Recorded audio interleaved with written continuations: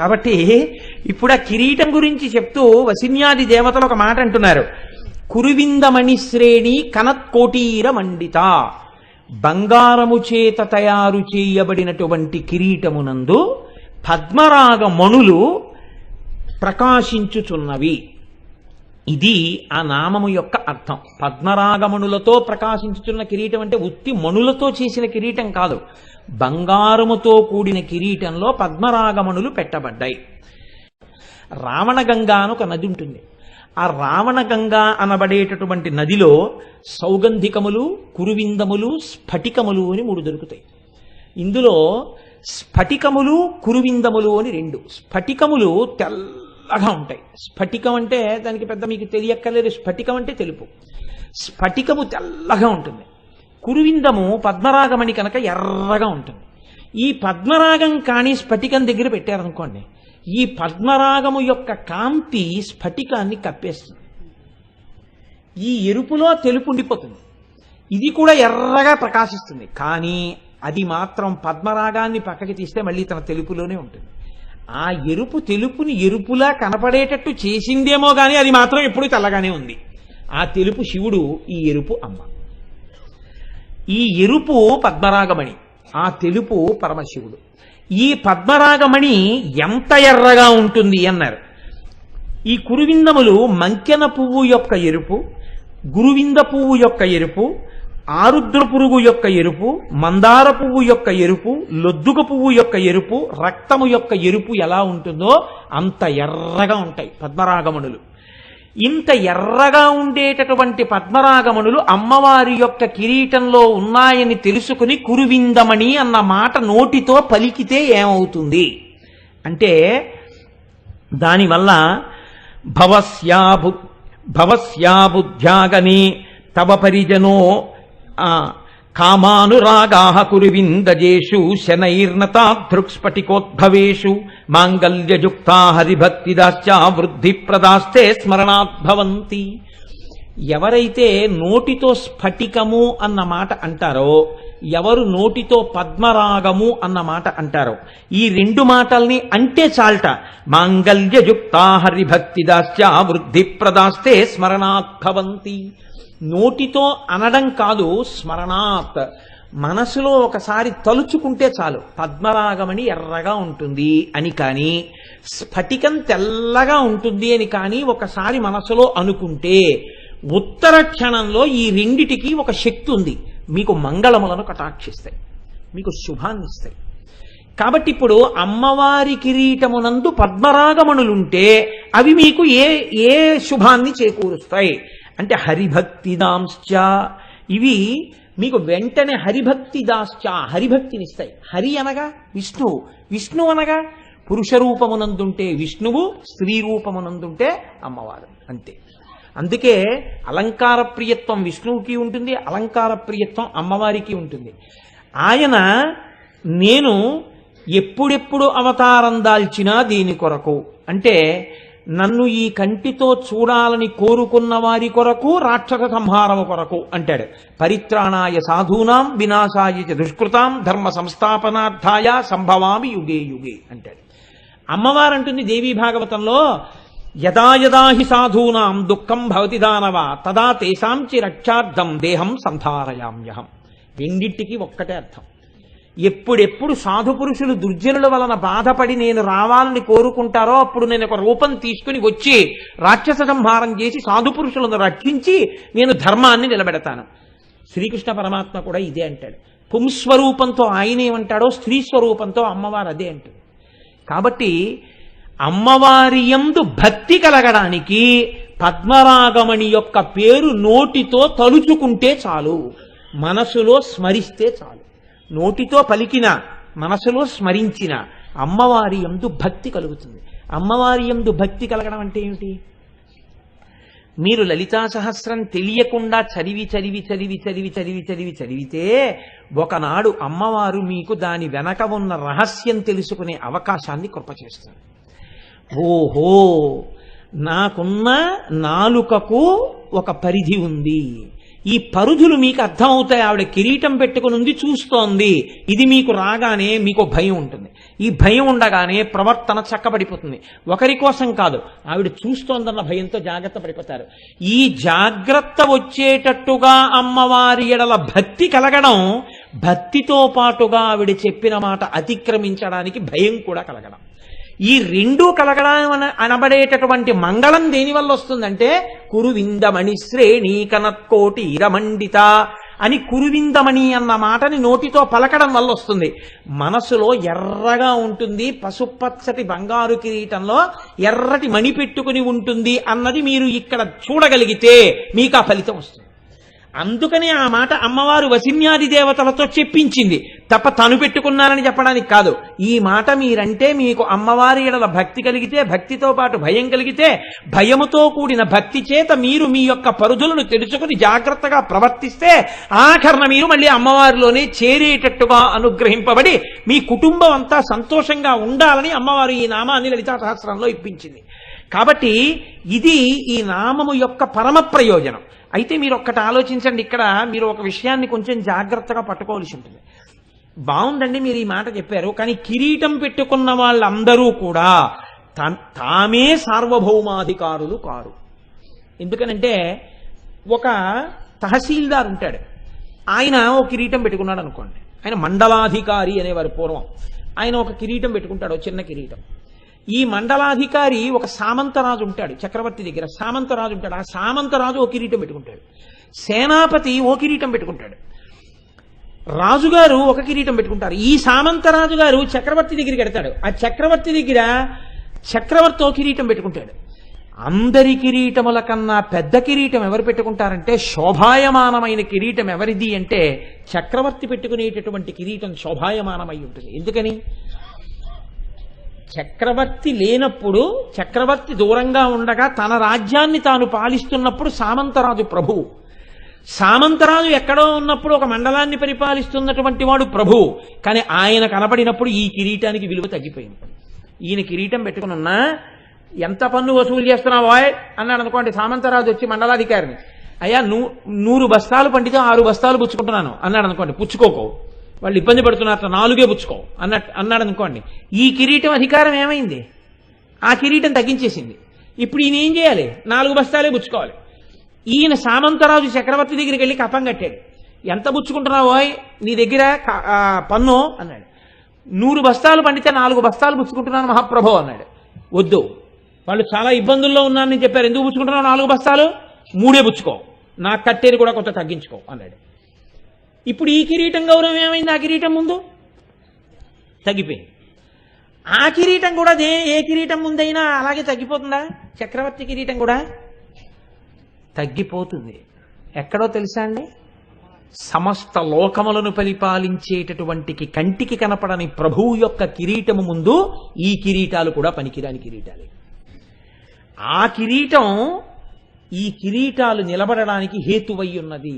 ఆ శక్తి ఆవిడలోంచి వస్తోంది. అందుకే పూర్వం చాలా గొప్ప పూజ చేసి చక్రవర్తి యొక్క పరమ ఆంతరంగిక పరివారం అని ఉంటారు, వారు తప్ప వేరొకరు ముట్టుకోరు. రాజదండాన్ని ఎవరు పడితే వాళ్ళు వెళ్ళి ముట్టుకుని తీసుకొచ్చి, ఎవరు పడితే వాళ్ళు వెళ్ళిపోయి పట్టుకొచ్చి రాజుగారు ఇదిగోనండి అని చెప్పి ఏదో పట్టుకొచ్చి చేతిలో పెట్టడానికి వీల్లేదు రాజదండాన్ని. అలాగే చక్రవర్తి ధరించేటటువంటి ఖడ్గం ఉంటుంది, ఖడ్గాన్ని ఎవరు పడితే వారు ముట్టుకోరు. ఆ ఖడ్గాన్ని ముట్టుకోవాలన్నా పట్టుకొచ్చి ఇవ్వాలన్నా దానికి ఒక ప్రయోజనం ఉంటుంది, దానికి ఒక గొప్ప అధికారం ఉన్న వాళ్ళు ఉంటారు, వాళ్ళు తప్ప పట్టుకుని ఇవ్వకూడదు. అంత గొప్ప విజయనగర సామ్రాజ్యం పతనమైపోవడానికి కారణం ఏమిటో తెలుసా అండి మీకు? దక్షిణ భారతదేశంలో ఎదురులేని రాజ్యంగా పరిఢవిల్లి కృష్ణదేవరాయల చేత పరిపాలింపబడి శత్రువుల చేత కన్నెత్తి చూడబడని విజయనగరం పతనమైపోవడానికి కారణం ఒక్కటే. అనువంశికంగా వస్తున్నటువంటి ఖడ్గాన్ని, రామరాయల వారి ఖడ్గాన్ని ఒక రోజు రాత్రి యుద్ధభూమిలో శిబిరంలో ముట్టుకోవడానికి అధికారం లేని వ్యక్తి ముట్టుకున్నాడంతే, విజయనగరం పతనం అయిపోయింది. తల్లికోట యుద్ధంలో అందరి బుద్ధి కప్పబడిపోయిందంతే. ఏటికి అవతల ఒడ్డున శత్రు సైనికులు ఉన్నారు, ఏటికి యువతల ఒడ్డున రామరాయలు ఉన్నాడు.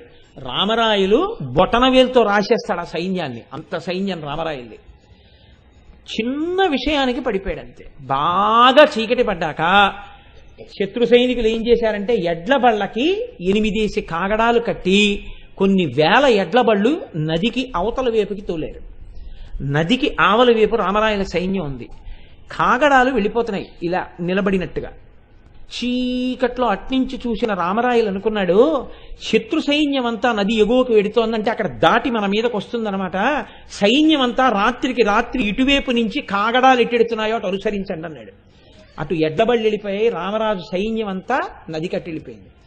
తెల్లవారుతోంది, శత్రు సైన్యం ఇక్కడే నదిని దాటి వచ్చి మీద పడిపోయారు, లేదు సైన్యం దగ్గర. అంతకు ముందు రోజు రాత్రి ఆ ఖడ్గాన్ని ముట్టుకున్నాడు ఒక వ్యక్తి, అంతే. ఏనుక్కి తీసుకొచ్చి రామరాయలు ఎక్కే భద్రగజానికి నల్లమందు పెట్టేశారు. అది ఘీంకరించి రామరాయల్ని తొండం పెట్టి కిందకి లాగేసింది. పొడి చేశారు, విజయనగరం పతనం అయిపోయింది. 6 నెలలు దోచుకున్నారు విజయనగరాన్ని. హంపి విజయనగరం పెడితే గుండె చెరువు అయిపోతుంది చూసిన వాడికి. అరే రే ఇదా ఇవాళ దీని స్థితి అని. మా మోహన్ రావు గారు మేము వెళ్ళాం మొన్న శృంగేరి వెళ్ళినప్పుడు. కన్నుల నీరు వస్తుంది చూస్తే.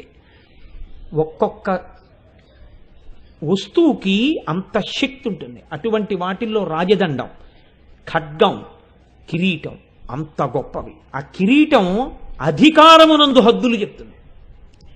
ఇప్పుడు అమ్మవారి కిరీటానికి కూడా ఏమైనా హద్దుందా? ఆవిడ కిరీటం కూడా దేనికన్నా కొంచెం తక్కువగా ఉంటుందా? ఆవిడ కిరీటమే అందరికన్నా గొప్పగా ఉంటుందా?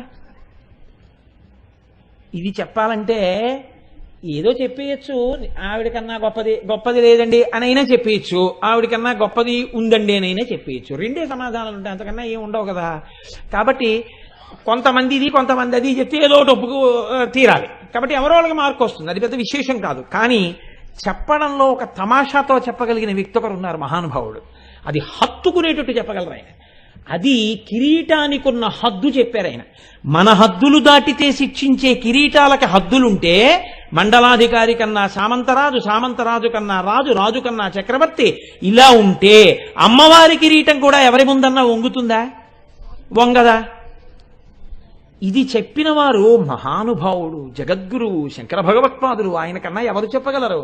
సౌందర్యలహరిలో అమృత భాండం అండి అటువంటి శ్లోకం ఒకటి రచన చేశారంటే మన మనసుని హత్తుకోవాలని.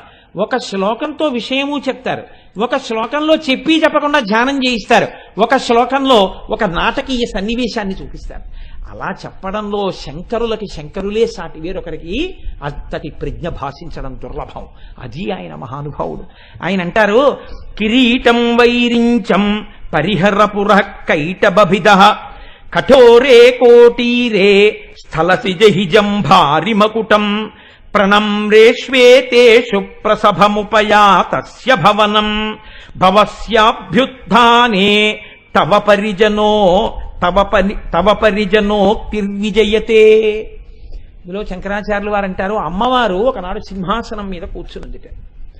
అమ్మవారు సింహాసనం మీద కూర్చుంటే అమ్మవారిని సేవించడం కోసమని చెప్పి వచ్చి కూర్చున్నారు కొంతమంది.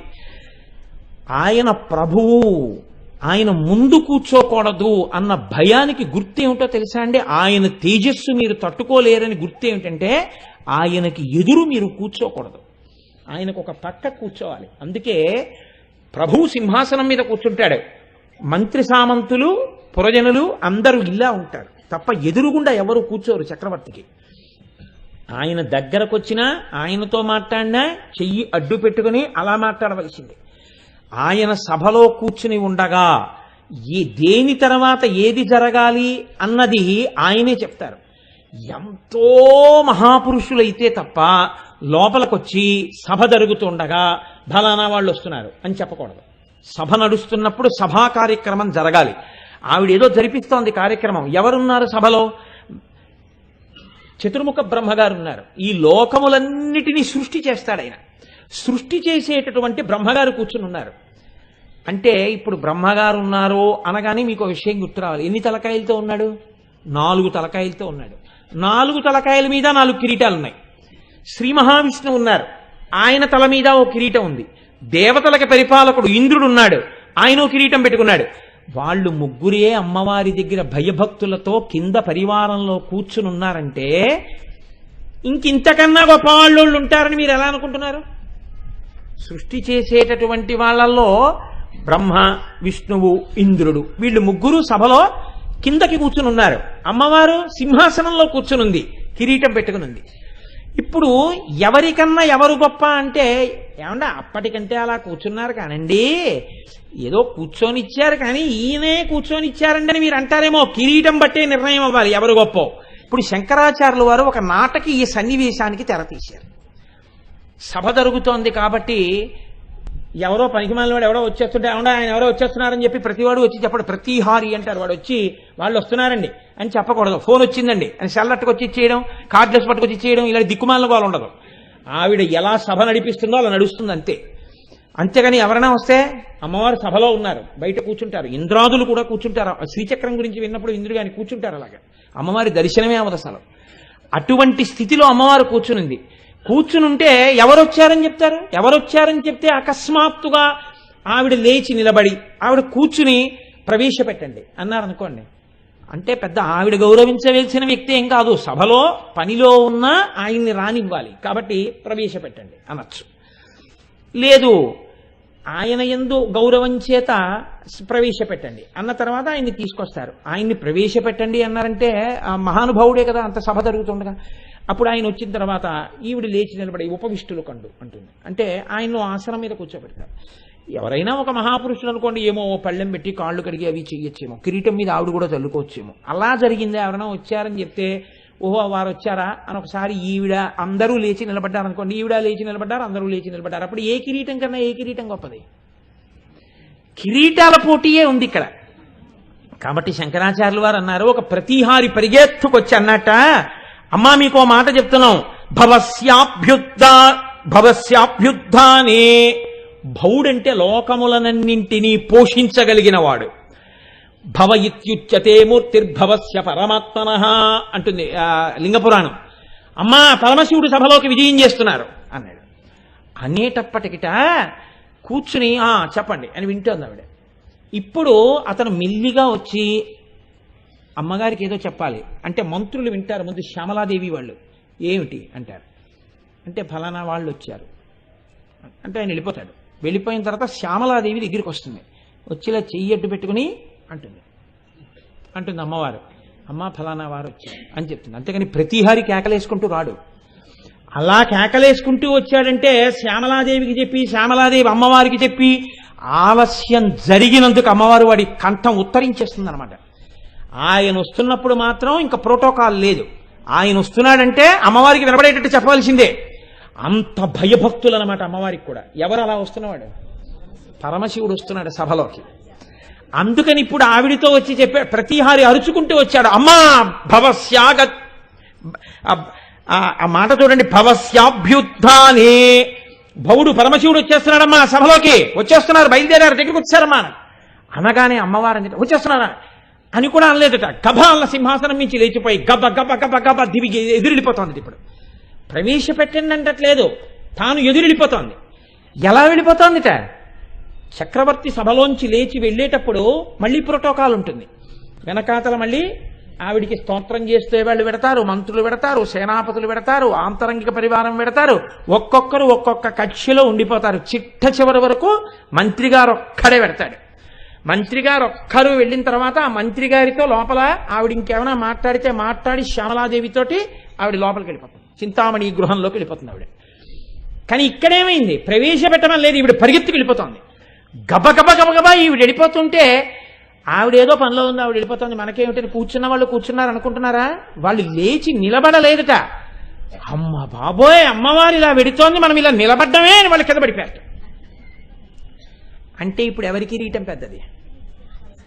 ఒక కిరీటం ఆయన కిరీటం పెట్టుకుని వచ్చాడో పెట్టుకోకుండా వచ్చాడో ఆయన జటాజుటం ఉంటుంది. అందుకని ఆయన వచ్చేస్తున్నాడు.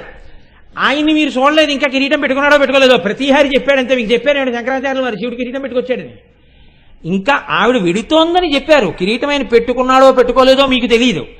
కానీ పెట్టుకున్న కిరీటాలన్నీ ఏమయ్యాయి?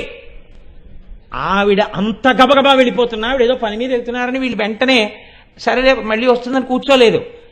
ఆవిడ గబగబా దిగిడుతోంది అంటే హఠాత్ సంఘటన, ఎవరు ఊహించలేదు.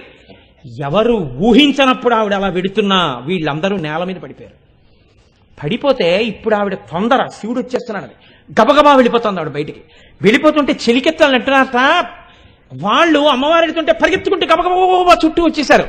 ఏదో Z+ కేటగిరీలో ఉన్నవాడు అటు ఇటు పెడుతుంటే బ్లాక్ క్యాట్ కమాండోస్ కూడా పరిగెత్తినట్టు వాళ్ళ చెలికెత్తులు పరిగెత్తుకుంటూ వచ్చన్నట్టు. అమ్మ కిరీటం వైరించం, అమ్మ ఇది బ్రహ్మగారి కిరీటాలు, 4 కిరీటాలు, జాగ్రత్త జాగ్రత్త, కాళ్ళకి తగులుతాయి, తప్పుకో అంటున్నారట. కొంచెం వెనక్కుండా తలగైంది వెనకది అంటారట. అమ్మ జాగ్రత్త, తగులుతాయి అని అమ్మవారికి తప్పుకోండి అని చేతులు పట్టుకుంటున్నారట. అమ్మవారు ఇలా చూట్టాలు లేట కిందకి వెళ్ళిపోతుంది. వీళ్ళు అమ్మ బాబాయ్ అమ్మవారి పాదాల దగ్గరికి వస్తున్నాయి, ఇంతే చాలు, ఏ కారణమైతేనే దండం పెడదామంటే అక్కడికి ఎలాగో వెళ్ళడానికి కుదరదు, ఆవిడ లేచి వెళ్ళిపోతుంది. అందుకని వాళ్ళు అనుకోకుండా పాదాలు వచ్చాయి, వాళ్ళు కింద పడిపోయారట కిరీటాలతో. పడిపోయి పెడుతుంది, అమ్మ కిరీటాలు తగులుతాయి అని చిలికెత్తులు అంటున్నారట. చెప్పకుండా చెప్తున్నారు ఏ కిరీటం పెద్దది, అమ్మవారి కిరీటం పెద్దది ప్రస్తుతం వరకు కదండి. అందుకని ఆవిడ వెళ్ళిపోతోంది. చెలికెత్తలు అంటున్నారట కిరీటం వైరించం హరిహరపుర కైటబిద. అమ్మా బ్రహ్మగారి కిరీటాలు, ఇది కైటభుడు అనేటటువంటి రాక్షసుడిని మర్దించినటువంటి శ్రీ మహావిష్ణువు యొక్క కిరీటం. చాలా కఠినంగా ఉంటుందమ్మా ఈ కిరీటం. ఇది కిరీటం మీదకి బాణాలేస్తారు.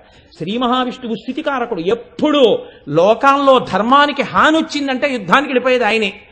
కాబట్టి ఆయన కిరీటం మిగిలిన కిరీటాల్లో ఉండదు, అటువంటి కిరీటం. కాబట్టి అమ్మ అది చాలా కఠినంగా ఉంటుంది, నీ పల్లవమైన పాదములకు తగులుతుందేమో, అమ్మ జాగ్రత్త. ఏమన్నా శ్రీ మహావిష్ణువు గారు వెనక్కుండండి అంటున్నట్ట. అమ్మవారు గబగబా వెళ్ళి అమ్మ గబుక్కుని తగులుతుందేమో, ఆ పాదం ఎంత కోమలమైన పాదం అమ్మా, తగిలితే ఇంకేమైనా ఉందా, జాగ్రత్త అంటున్నారట. అందుకని పరిహరపుర కైటబిద, పరిహర తీసేయి, అమ్మ వెనక్కెళ్ళు అంటున్నారట. కఠోరే కోటీరే స్థలసి జహిజం భారి మకుటం. అసలు ఇంద్రుడి దగ్గరికి వచ్చేటప్పటికి అన్నారట, ఏ ఇంద్ర అమ్మవారు ఎడుతోంది, ఏంటా కిరీటంతో అలా అడ్డంగా పడిపోతావు, తీసేయి కిరీటం, అమ్మా ఆ కిరీటాన్ని తప్పించుకో, దాటేసేయి, దాని దగ్గర నుంచి కాలేయకు, కిరీటం నుంచి దాటేయి. అమ్మవారు ఆ కిరీటం నుంచి దాటి వెళ్ళిపోయినా కూడా దానికి పూజ. అంటే బ్రహ్మాది దేవతల యొక్క కిరీటములే హఠాత్తుగా ఆవిడ సభలోంచి లేచి వెడుతుంటే నేల పడిపోయి ఆవిడ పాదముల దగ్గర అమ్మో తల్లి పాదములని నేల మీద పడి ప్రణిపాతం చేస్తున్నాయి. అంటే ఆవిడెవరు? శ్రీ మహారాజ్ఞి. ఆవిడ ఆజ్ఞలను అందరూ పాలిస్తారు తప్ప ఆ కిరీటం వేరొవరి దగ్గర వంగేది కాదు. మరి ఎందుకు పరిగెడుతోంది? వస్తున్నవాడు భర్త. ఆయన పరిపాలకుడు కాదా పక్కన పెట్టండి, భార్యాభర్తల మధ్యలో ఆ భేదం ఉండదు.